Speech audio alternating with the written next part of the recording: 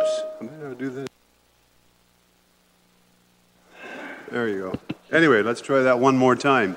Make sure you turn off your cell phones and put it on vibrate if you need to take a call. And please, if you have to, I would suggest that you need to get either behind the curtains over there or somewhere else. Thank you. Is there any pecuniary interest? None?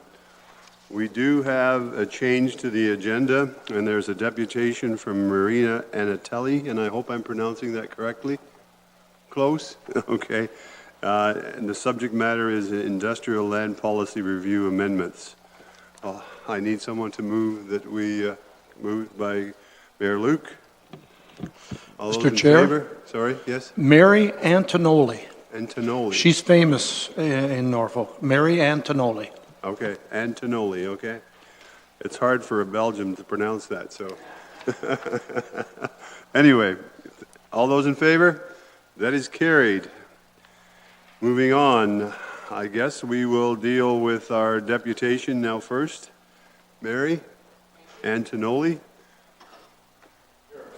Thank you. Yeah, thank you. Good morning. Thank you. It's been a while since I looked at this large document, and I think things have changed since I saw it. You probably have this in front of you. If you don't, I'm going to read from my notes.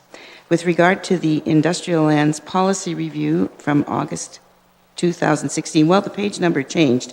I think it's page 35. This is section 3541. Waterford Mill Pond Special Policy Area. Okay. These lands are presently bordered by a variety of buildings, if you know the Waterford area at all, including the storage facility on the south side of Nickel Street, the Waterford Legion Branch 123 on the west side, and the Waterford Heritage and Agricultural Museum on the east side. To the north lies a narrow strip of land. It's very steep, wooded, and that borders on the Waterford Heritage Trail. If you've walked it recently, you'll see the white pines that we planted there 2 weeks ago. I support the redesignation of these lands from industrial to residential because they are located almost at the end of Nickel Street, and it is primarily a residential street. It dead ends at a parking lot for the Waterford Heritage Trail right to the north of the huge grain elevators in Waterford. Also, these lands are within the town boundary and are already serviced by water and sewer, which go past these lands to the Waterford Legion to the west of the town. It's a quiet street with vacant lands on both the north and south sides. Nearby buildings, including the storage area, the Legion, the museum, I feel are not incompatible with residential use. The proximity of the trail to the town center with its amenities make it a logical residential choice. I therefore support the redesignation of these lands, approximately 5-10 acres, I'm not exactly sure, from from urban industrial to urban residential, so that possible potential housing could be considered there. Thank you. Questions? Mayor Luke. Well, I note, and thank you, Mary, for being here, and I note Schedule B, and I turned to Schedule B, which is a sort of a general. Could somehow we go to the map? I'm certainly familiar with that area, Waterford, and Mary, speaking of, could we get some reference here from staff on this particular site, please? I think they're trying to find it right now for you. B18, thank you, Councillor Oliver. Mr. Chair, I just want to be sure, when Mary mentioned 5 acres, thank you.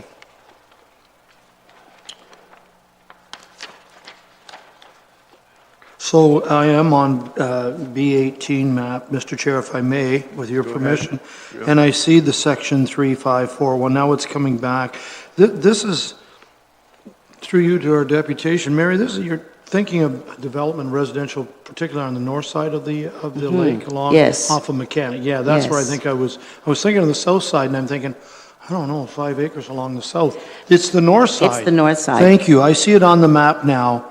Mr. Chair. So, yeah, you're right. It is basically all residential, and it butts up to that water course. Thank you.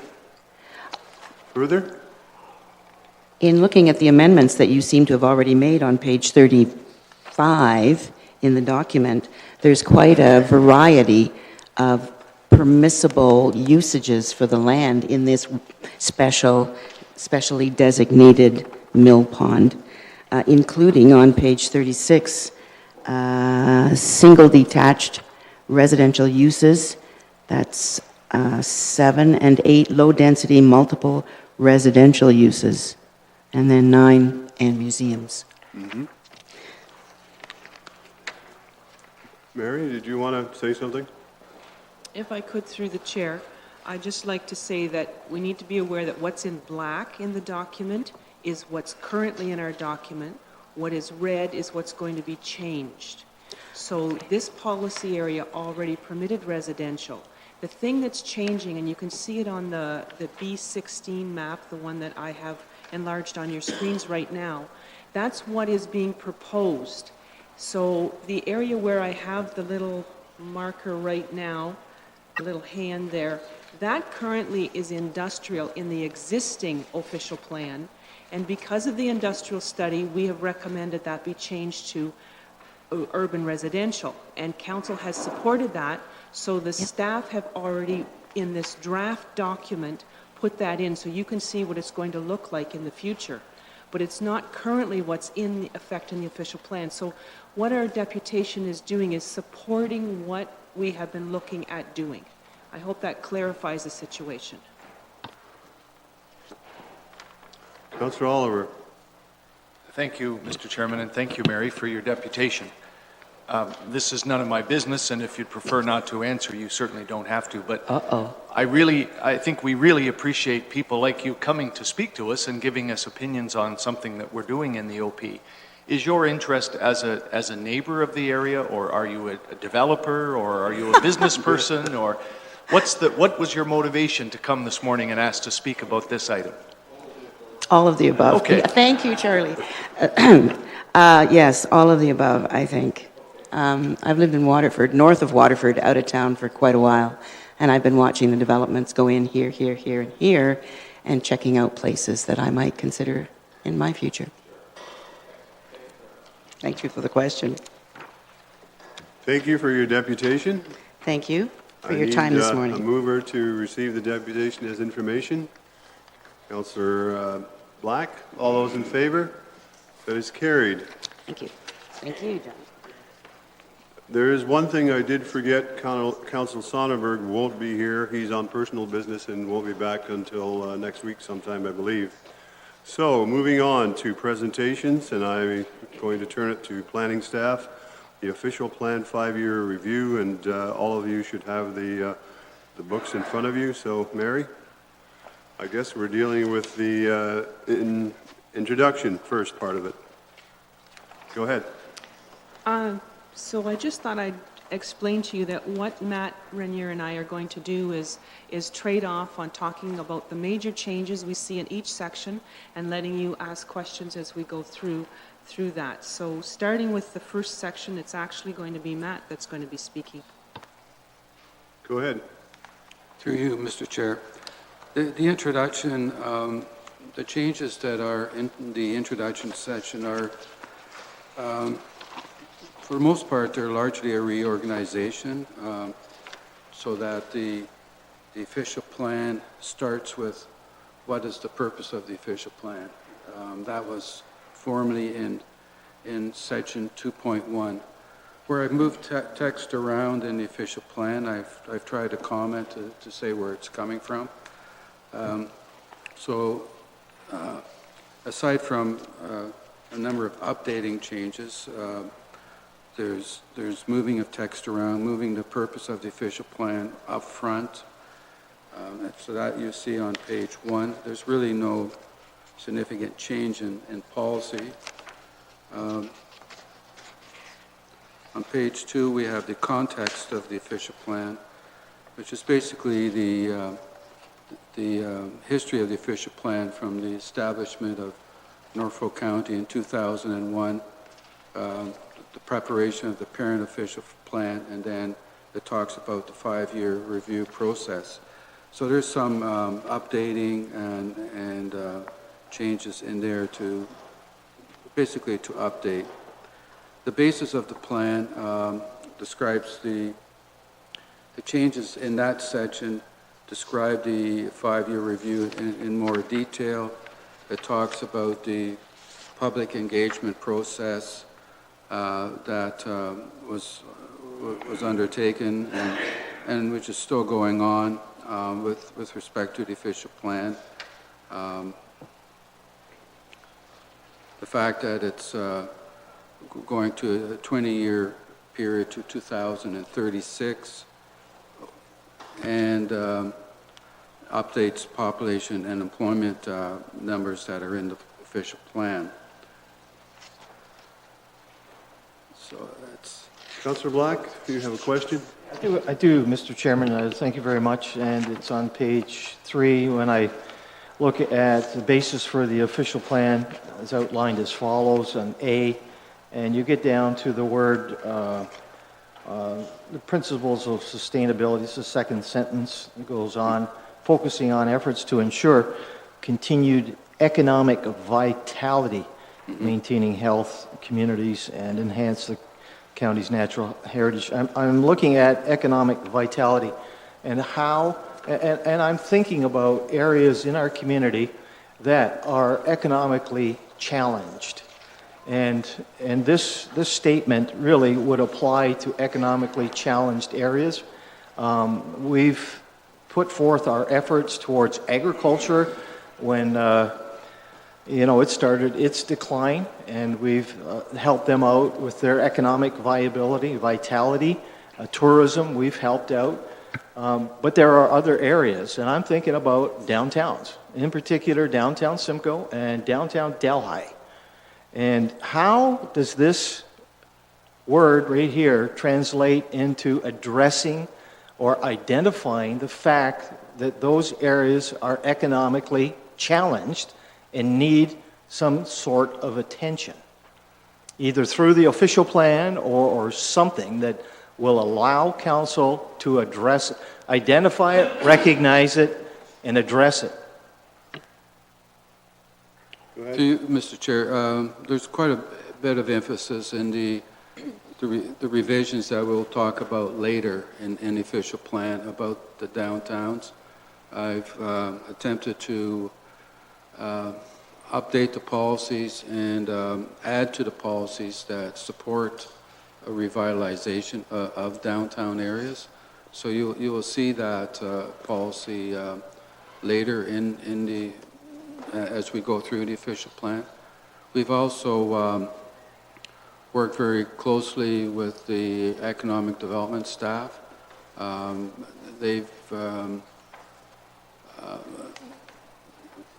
We've updated the tourism policies. We've updated the industrial development policies. We're also looking at improving the agricultural policies. So in terms of the economic impact that agriculture has on the local economy. So we're dealing with economic vitality in sort of a broad way in many aspects, and to the extent I think that it can be dealt with in the official plan.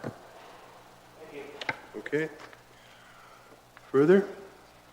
I guess we'll move on to Norfolk County in 2036, a vision. You have that as well? Thank you. No, I don't. But You don't? I just want to make one. Okay, sorry. I just want to make one more point. In terms of the organization of the plan, we're looking at reorganizing the sections so that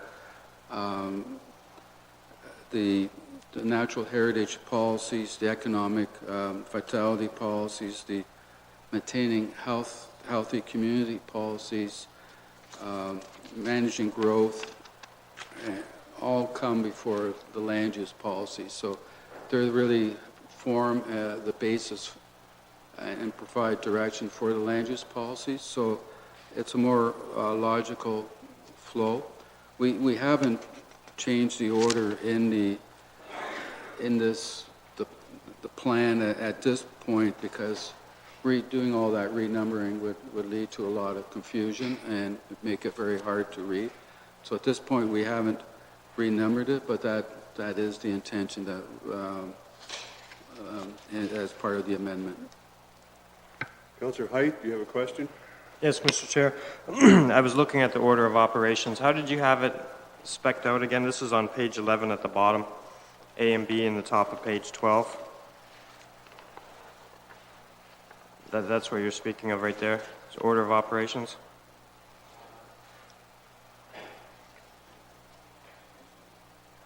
Go Mr. ahead. Chair, no, it's actually more on page 7 of the amendment. You're speaking of the county planning vision, correct? And there are letters A through F in a certain order, and that Oh, that, guides your chapters.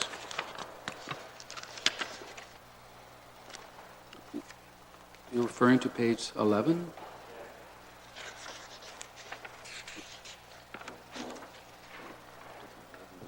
Through the chair, our documents have, I think, what you're talking about on page 9. It starts F, part 2 of the plan is organized of the following sections, and it's in red text. That's just part of it. That's the end. Is that what you're looking at, Councillor Height?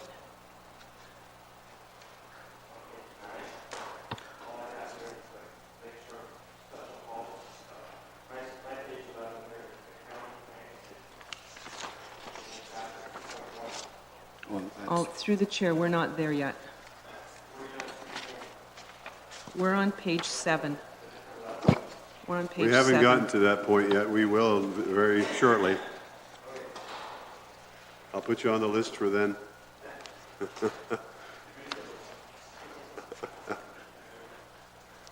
Okay, let's move on then to Norfolk County in 2036 vision. So the main changes in this section, Mr. Chair, are that the purpose has been moved to section 1, as we're already aware of.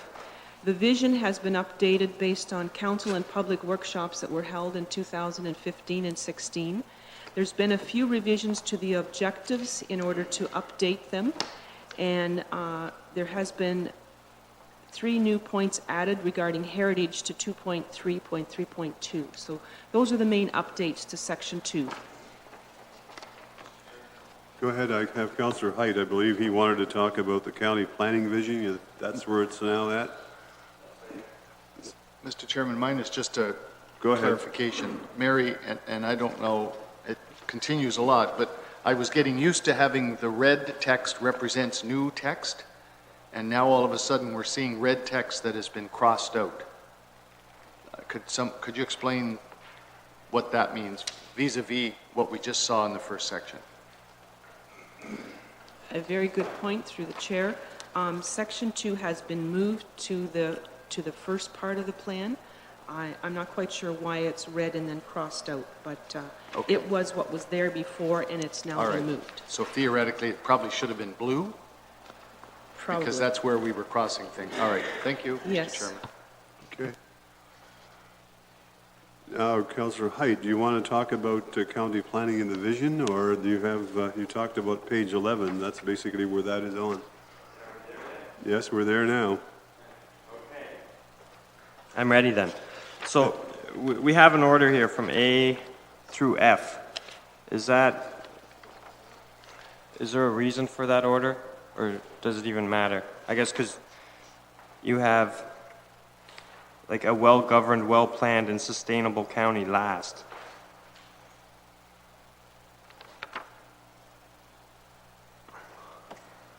I think the order was based on the vision that was developed before and the way the different chapters in that were organized. I don't think it has to do with any one being more important than the other. That's not what the intent was. It was just a matter of following. There's actually a separate document that's called the vision, and it'll be according to the chapters that were in it. When do we get to see the vision? I believe we probably have copies of that old one. See, we're updating it now, but that one that was done in 2004, there are copies I know we made at the time, and they were in the library, so I'll have to find them. And it could be, yes, I'm just being reminded that it is on the website as well. So the vision was done in 2004, and the official plan is 2005. But now we're doing it backwards. We're going to revise the official plan, and then we're going to add the vision later, this time around? Through the chair, the vision was reviewed in a special workshop in 2015, and the public comments on that were brought forward, and they have been used to update this section. Okay. Further from anyone on that section? Anything further you want to add, Mary, to that section that we haven't talked about, or just simply move on? Move on, please. Okay. Managing growth is the next, go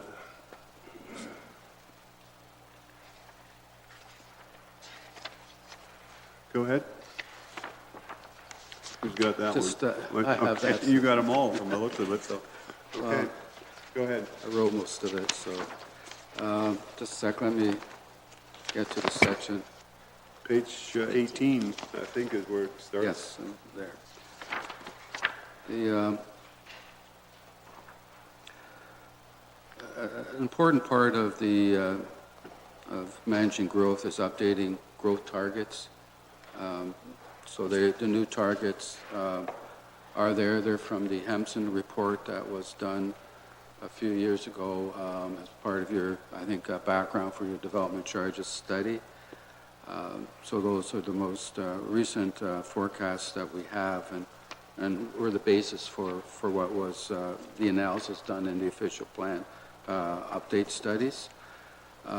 We've also added on page 21 targets for each of the urban areas, the hamlets and rural areas as a single unit, and the county as a whole. We've added households to the forecast because households are really what drives residential development. So the changes in households is important.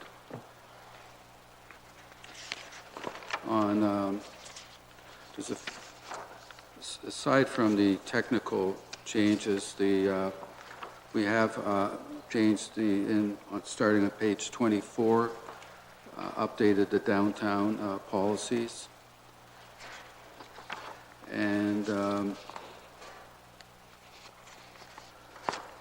we've also, in the various urban areas, especially around the lakeshore, we've tried to integrate the Lakeshore Special Policy Area Secondary Plan more into the official plan.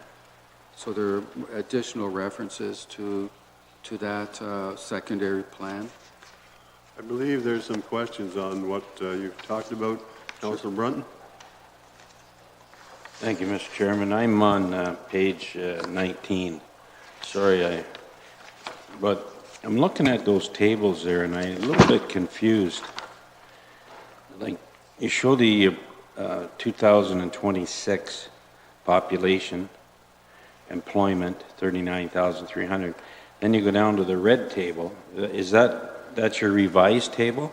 The red table is the revised table. The table where you just see population and employment is what's in the plan today. Well, it says forecast to 2036. So I guess what caught my eye there is the employment rate drops substantially.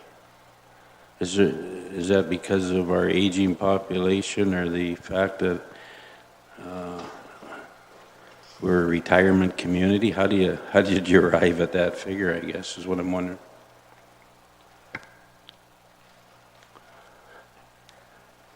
Well, the population, I won't be around probably at that time, at least I hope I'm here, but the employment thing is what caught my eye, and it drops substantially. Yeah. Those, Mr. Chair, those aren't my numbers. The first table, the old table to 2026 were prepared by the previous consultant who did the work in 2004 and 5. And table 1, in the red, is the numbers that came from Hempson when they did the the population employment forecast for the county a couple of years ago. And the numbers are based on the Census of Canada numbers. I can't really explain that anomaly. It does seem quite significant. I'll check into that and and maybe get back to you when we Well, get back. But I can't explain it at this point. I guess nobody can, it'll be what it'll be, right? Come the year 2036. Yeah, but it does catch your eye when you look at it, so. It is a significant change. So I'll do some checking to see if those, the numbers are correct. Yeah, that's fine. Thank you. Mayor Luke?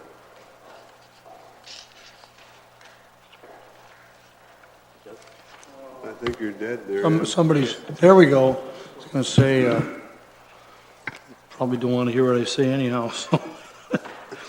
Well, Mr. Chair, I want to say, first of all, when I got to this section of the downtowns, and I'm on page 24, and I read through this section very carefully because, as you know, this is a big challenge. It continues to be a big challenge for this county, is the plight of our urban downtown areas. And I think staff have done a remarkable job here in addressing the 6 urban centers. They include Cortland here, and I think they have captured some of the uniquenesses and challenges of our different downtown areas in those 6 areas. Starting in here with looking at Simcoe right through Port Dover, Delhi, Waterford, Port Rowan, and Cortland. And I think they've identified what the importance, for example, in Port Rowan, they talk about the Western Gateway to the lake, for example, and totally different importance perhaps to that community and the way it's developed, as opposed to Delhi. But in particular, if I may, on page 24, and I guess we could talk about our downtowns all day long, but in particular, it's laid out very well what our downtown areas are intended to do there on section 341. It also talks about the hoops that people have to jump through if they have a large retail proposal on our in our highway outside of our downtown areas. The point I want to ask, or the thing I want to ask, is, and I want to use Simcoe for the example, and they talk about the need for residential accommodation as a part of revitalization, particularly in this official plan in Simcoe and Delhi, more so than the other areas due to the nature. In Simcoe, we know, for example, that in the last few months we're seeing a bank close shop up on Norfolk Street, which I believe is slated for the end of this month. And most recently, a furniture store, and Councilor Brunn probably been there since we were kids. So we have 2 large businesses buildings that are now disappearing. And again, this is happening all over. Mr. Chair, my point is this. It seems in the downtown core, and I'll use Simcoe as an example, and Delhi is the same, that the downstairs or the main floor level is commercially zoned. And the upstairs can be used for apartments, and is. Is it not time, and I'll ask staff this, is it not time that we consider, and I'm thinking in particular of large buildings like the TD Bank, which I'm hopeful a business will go in there, 2 stories. Is it possible that we can find some provisions to start looking at the possibility of having some residential on the ground floor rather than simply apartments, vacancy at the bottom, empty building, apartments, empty buildings downstairs, apartments, empty buildings downstairs? That seems like some of them are there forever. And I don't know if that's poor planning. I'd like to think that in the future we will see all those commercial floor spaces used. But it seems to me they don't seem to be nearly as attractive as going up to the highway and going into something. So I don't know whether there's time to start thinking a little bit outside of the box, because I'm afraid that we're probably going to see more vacant retail shop fronts in our downtown location. I'm speaking specifically more to Delhi and Simcoe than I am to Port Dover and Port Rowan and Cortland and Waterford. So I wonder if staff, I mean, if they think I'm crazy thinking this way, I don't mind being told that, because they've been commercial for decades and decades and decades. I don't know what it's going to take to get something happening to fill these empty spaces. I don't know. Councillor Columbus, you're next.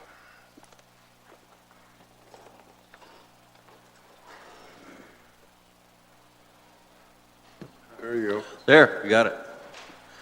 On that subject of what Councillor or Mayor Luke suggested here, I think it all depends on the quality of housing that it would be. We have an issue in Delhi on King Street where one person owns a lot of the buildings, and they are dilapidated, they don't look good, and people are living in the front quarters. And it comes up at the BIA all the time for discussion. And I think the only way to grasp that is for the county to buy these properties up and then develop them themselves and then sell them. That might be the way to do it, because otherwise it's hard to have somebody buy or pick up these properties and invest. That's what I've been finding. I have a question though on this same chart on page 19, Mr. Chairman. Go ahead. About the population, the employment. I just wondered, does that employment figure, does it include husband and wives that operate farms and offshore labor? You know, like we get probably 4,000 or 5,000 offshore workers here. Does that employment include those people who come to help out plant, harvest the crops? Through Mr. Chair, it would not include the offshore workers that come, seasonally. In terms of farmers, I'm not. Mary's saying that they are included. They are? Okay. Yeah. Well, that number from the 2026 projection, like Councillor Brunton, that kind of startled me when I saw that also. So hopefully those numbers are wrong and we do have greater population and greater employment. Councillor Black, I know you're anxious and it's your turn. And I'm very, very pleased that the mayor has brought up the downtown situation, and I think it's an idea. I'm going to ask a question through you to planning staff, but it is one idea. I'm not so sure it would be a smart thing just to go ahead with one-off ideas and let's try this, let's try that. But what I think we should be doing, which council has been putting off for a number of years, is a downtown secondary plan. And I think a downtown secondary plan would start to get the public involved and more ideas. That is a good idea. That's one idea. But I think there are many ideas on how to bring back economic viability to a challenged, an economically challenged area. So my question through you to staff is, how would we begin to address all the vacancies that are leaving and still maintain the direction, as we just read, about healthy communities, vitality, all of that stuff? Would a downtown secondary plan address that concern? I think a secondary plan for each of the downtowns, because I think the issues are probably different in each downtown, is a good route to go. Apartments, residences on the ground floor is an issue. I've seen it tried before, and it wasn't very successful. Part of the problem when you have apartments on the ground floor with no setback from the sidewalk. It's sort of a conflict, I think, with the pedestrians and the lack of amenity space for the apartment dwellers is also a problem. All they have is the community sidewalk. And it also leaves gaps in the retail environment that what's left of the shopping environment just increases the gaps that are present and makes it even less desirable as a commercial area. So I'm not in favor of that, but it is an option, and there may be areas in the downtown where that might be a viable option in terms of perhaps maybe shrinking the downtown in some way. So it's something that could be looked at, but I think it would be best to look at that through a strategy with a lot of input from the stakeholders, the BIA and merchants and the community as well. Thank you for that. And just, Councillor Oliver says, thanks for confusing me even further, Councillor Oliver, on the red, blue, and the cross-out and the non-cross-out, because now I wish you would have had a legend so I can keep on referring back to it, what it means. There is no legend up the front, but can you just go over what does the red without the cross-out mean? The red without the cross-out is wording that is being added to the official plan. It's being added? Yes. Okay, and then the red with the cross-out is taken away? The sections that were referred to was moved to another section. When I bring this back to we'll bring this back to council in June, I'll try to address that. So those inconsistencies are. So, but the red, I just want to know each one here, so I'm making my own legend. Yeah. The red with the cross-out means eliminate. The one in section 2 was moved to section 1.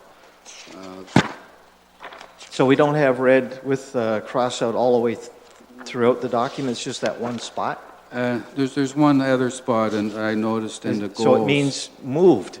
Yeah. So, okay, red with cross-out means moved. Yes. Blue, what does blue mean all by itself? Blue, and it's generally also with a cross out, and those are. Oh, just the blue, you've got just plain blue, I think, some spots, haven't you? Or is it just blue with cross-out? I think it's always with a cross out. And that means? Words that are being deleted from the plan. So that's deleted? Yes. Yeah, and then the pink highlight? Pink highlight are reference to comments that I make on the side of the. Okay, it's just reference to comments. Yes. Okay, is there anything else that should be included in a legend? At this point, I can't think of anything else. Okay, thanks. Yeah, thanks for the clarification. I've Councillor written Oliver. it down so I can refer to it. Councillor Oliver. What's this? This?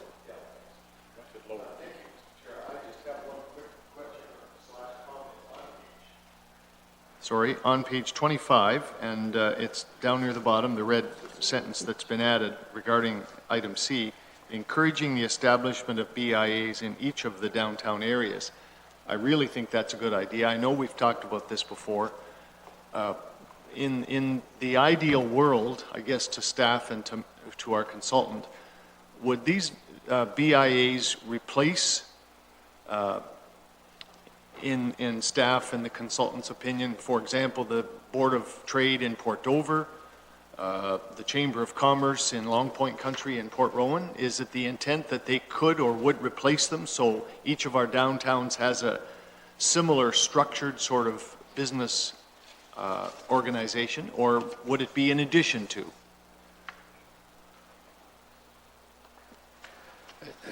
It could be, through Mr. Chair, a combination of any of those options. The point is that the BIAs have specific legislation under the Municipal Act and ability to raise funds and to carry out various activities that aren't available to boards of trades or chambers of commerce. Whether the Board of Trade in Port Dover could form or morph into a BIA, it could happen, but there's also election of officers and things like that in terms of governance that affect those organizations as well. So I'm not sure how that could happen or whether it would be instead of those organizations or they work with those organizations, because those organizations probably have a broader mandate that might still be helpful to the BIAs. Go ahead. And I know Councillor Black will comment, and that's good, but I guess that was my fear in waiting for Matt's answer, and whether he said a broader mandate, but also, I suppose, a broader geographic area, because is the BIA footprint mandated under the legislation differently than a chamber would, for example, obviously? Yeah. Okay. Thank you. Councillor Columbus, then Black. Well, I was just going to comment on Councillor Oliver's query that the BIA is a specific geographic area in the downtowns, whereas the chambers, they cover a wide area right into the countryside. And like Delhi and Simcoe have both. Okay. Councillor Black. I appreciate Councilor Oliver wanting to see me. So I lowered the monitor there, so appreciate that. But I've been on a founding member of the Ontario Business Improvement Area Association, and there was a lady on that organization who was both the BIA executive director and the chamber executive director. She served both in one office in the town of Carleton up by Ottawa. So, and I know there's other similar situations, but they definitely have different mandates, but some similar common elements and some differences. So I think there could be that option. And there are three. We keep forgetting Waterford has a BIA. It is non-functioning, but it is still there. The bylaw exists. If they wanted to establish a bylaw or a budget, they could, because the bylaw is there. Councillor Brunton. Well, just on the downtown revitalization issue, and Mayor Luke touched on this, like you got the residential upstairs and you got the downstairs vacant. Sole source of product that they might sell, you got the online shopping now, but one of the issues, and we dealt with it the other night, was the commercial tax rate. And to me, if you look at some of these, and I'll give you an example. As soon as the Canada Trust building said they're moving out, I thought, oh, geez, what if you bought it? What could you do with it? You know what I mean? I'm sure a lot of people thought that way. But when you look at, if you buy it, I don't know, outright, or you have a mortgage on it, you start to pay the utility bills, you start to pay the taxes on that. It's a scary proposition. Boy, you got to have something in there that makes a lot of money. And I'm sure that's the case with a lot of those buildings downtown, not just in Simcoe, Delhi, you name it. And if you have any commercial property and if you have a big mortgage, you have a big turnover in your sales, whatever you're in. But so I don't know if we can perhaps look at the downtowns, if we can do something about the tax base in the cores, add on the BIA tax. I talked to a couple of people down there, like that's an added expense for some that's substantial. Yeah, and so I don't, you ask about changing everything over to a BIA. Well, if that was the case, I think it would be prudent to stipulate exactly what their responsibilities will be over and above just, beautifying the downtown perhaps, because everything they do gets added into that BIA bill that goes on the tax bill for that particular property. So I don't know if I don't know if we, Matt, write something in here that addresses taxes in the downtowns or areas, or is that a separate issue that we have to, that's a separate issue for councils to deal with in terms of the, like, can we take, and maybe it's not a fair question to you, but could we take and let's say it is the BIA area, which is mapped, and say, okay, we are going to do some incentive on commercial tax. Would something like that be written into the official plan, or is that a whole separate issue? Thank you, Mr. Chair. I think that's a separate issue. Okay. And you're also restricted in some ways in how you can lower taxes for particular areas. So it's through the Municipal Act. You do have some incentive programs through community improvement policies that you have, and provide some assistance to downtowns and other areas. But I think you have to be very careful in how you would reduce taxes for a certain class of properties in a certain geographic area. Mm-hmm. Thank you. Councillor Height and Councillor Columbus. Go ahead. Thank you, Mr. Chair. If memory serves correctly, doesn't the BIA command around $200,000 per year in taxes from the downtown businesses? That's around the rough budget, right? For Simcoe, 200K? Yeah, so to agree with Councillor Brunton, it's just another added tax. And I know I've spoken with the merchants in my area about a BIA, and you can encourage them all you want to start one, and they will encourage you to leave town. They feel very strongly that they do not want a BIA.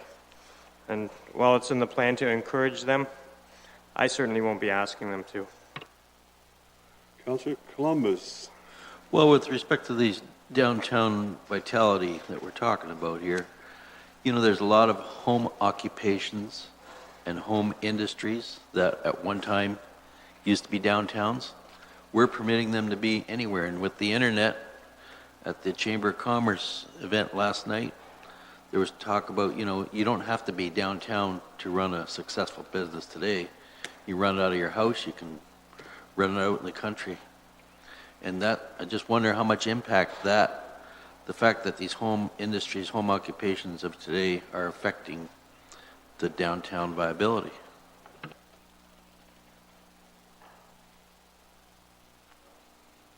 Go ahead. I don't, it's a good question. I'm not sure if I don't think I have an answer for that. The online shopping and that is having an impact on retail environment across the board. When I researched for the commercial study that I prepared, I think I found that it was in the neighborhood of 5 to 7% of retail sales, which isn't all that, didn't seem all that significant, but my sense is that that is increasing and probably will increase over the future. And what the impact that has on shopping and retail space, I'm not sure. Councillor Wells. Thank you very much, Mr. Chair. Mr. Chair, I wasn't going to enter too much into debate. However, this topic of BIA is a topic that has been addressed on many occasions in Port Dover. And they have, at the Board of Trade, weighed the pros and cons of forming a BIA, and obviously have decided that the pros of remaining a Port Dover Board of Trade far advantage joining a BIA. And so Councillor Columbus is correct.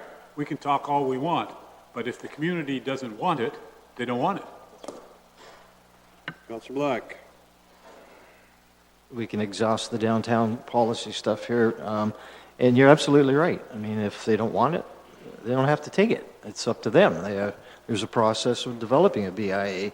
And quite frankly, this Simcoe BIA is reviewing their situation.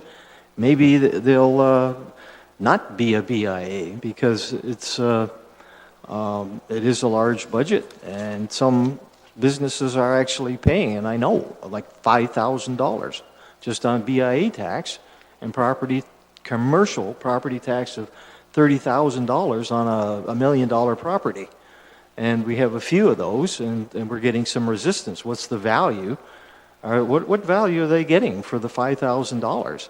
And that's why I think it's more important to back up a little bit higher with this idea of a downtown secondary plan, to review all of that information. And maybe the downtowns will not look the way they are. They certainly aren't the retail centers that they used to be. So what else can we do that will turn them into something economically viable and not, the empty stores? And that, I think, requires some planning. So my question through you to the planner, Matt, is there anything in this document that would allow and specifically addresses the ability of council to implement a downtown secondary plan? Is there a policy or clause somewhere in the document that would say, policy that will allow council to implement a downtown secondary plan, and just giving them the authority? To you, Mr. Chair, on page 26. So there is there? Item H, there's a policy that says that the county shall encourage the development, redevelopment, and rehabilitation of the downtown areas. To encourage this, the county may undertake a downtown revitalized strategy for each of the county's downtown areas. Yeah. Okay. And then goes on. Yeah, and I don't want to get hung up on words either, whether it's a downtown secondary plan, whether it's a strategy, whatever you want to call it, it needs to have public input and a new direction, and you can call it whatever you want. But it's all leading back to one thing, and that is addressing this initial phrase at the beginning of the document that we don't want any areas to be economically challenged. So in order to do that, I mean, you can't just fire a gun off and hope you hit something. I think you need to plan and aim and target and stuff like that. So thank you. Okay, that's it. I'm going to go through this a little bit differently. The next one on page 28 talks about secondary special policy areas. Are there any questions from anyone there? I believe that deals with Simcoe. If not, the Queensway Special Policy Area, anything there? We're moving on to Port Dover. Port Dover Waterfront Special Policy Area, anything there? No? Okay, moving on to Silver Lake Special Policy Area. Questions? Lynn River Black Creek Special Policy Area.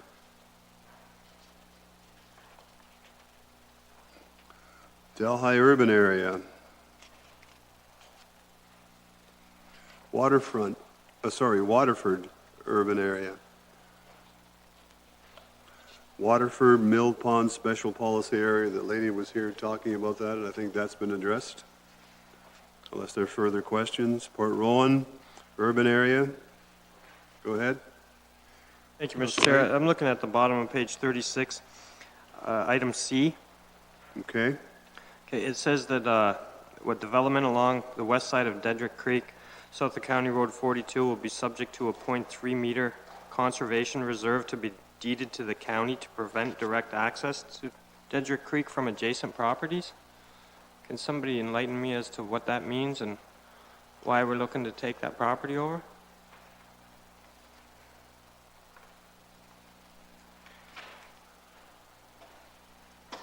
I'm not quite sure. I'm going to have to look into that. That's just something that's existing in the plan. I can certainly get back to council with a response, but I don't have one immediately. Okay. So that'll be forthcoming. Anything else, Councillor Height? Councillor Oliver. Thank you, Mr. Chairman. My question is a more generic one, I guess, on the Lakeshore policy, special policy area secondary plan that we know we have. And maybe Mary has informed me of this before, but is it the intent that once we've finished our OP review this year, that we will be of necessity, launching into a review of the Lakeshore Secondary Plan, just as it followed when we first formed it 10 years ago. Through the chair, that has yet to be determined in Okay. future work plans. All right, thank you. And I apologize for having my back to staff, Mr. Chairman. Can't be helped, unfortunately, if you need to talk into a microphone. Councillor Columbus? Yes, Mr. Chairman, to staff, I just want to go back to page 34, the Delhi urban area. It says, it is on item F. It is recognized that the railway terminus of the only remaining rail line in the county represents the important economic attribute of the Delhi urban area. The county shall support and promote the continuance of the Trillium Rail terminus in the Delhi urban area. That land was apparently purchased by a solar company. And can we find out perhaps where that's at? Because this statement number F, or letter F, may not fit in with the plan. It may be passé. So we should find out exactly what's happening there. Okay, Through go the Chair, ahead. we will research that and find out. Okay, thank you. Okay. Moving on. Cortland area, Cortland Industrial Business Park area. I guess the problem that I have here, and there will probably, we have some additional, employment lands or whatever we used to call them. I'm not sure what they're calling them now. But it says here at the very bottom, the urban area where such services are available, and that's talking about sanitary services. Are you suggesting that, is there a limit as to what size of industry that could come into Cortland, depending on the number of employees or whatever? Because it is the closest to the NE 400 highway than anywhere. And I'm hoping sooner or later somebody might think about a wastewater treatment plant. But yes, I'll get to you. Go ahead. Yes, I think the holdback in Cortland is the lack of wastewater treatment, and that has a bearing on the type of industries that can locate. And so you have to recognize that. That could change in the future. That could change in the